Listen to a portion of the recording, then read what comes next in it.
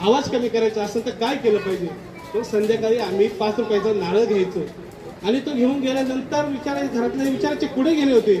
माझा सत्कार झाला. त्यावेळेस ती आमची गृहिणी म्हणायची काहीतरी चांगलं चाल. त्यानंतर आम्ही दिवाळी निमित्ताने संपूर्ण राज्यातील पत्रकारांना किराणा देत असतो. त्यांचा गौरव त्यांच्या घरी गेला पाहिजे. कारण जर आपल्या माय माऊलीच्या घरामध्ये दिवाळीचा गोडवा जर आपल्या पत्रकार संघाकडून गेला तर तिला देखील वाटतं की पत्रकारांमध्ये काहीतरी झालं पाहिजे. शेवटचं उदाहरण देतो.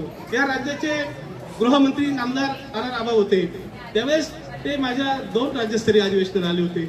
आमचे कौटुंबिक संबंध होते. 4 दिवसापूर्वी त्यांचे बंधू रिटायर झाले. अतिशय त्यांचे बंधू देखील त्यांचं देखील मी वाचलं.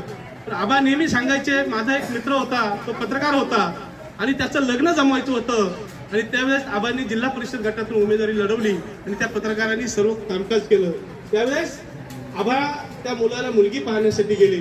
त्यावेळेस त्या मुलीच्या आई वडिलांनी विचारलं, आबा तुम्ही आलात, तुम्ही पत्रकाराची बाजू घेऊन आलात, पण दिवसभर तो त्याचं भागवेल, पण माझ्या मुलीचं काय.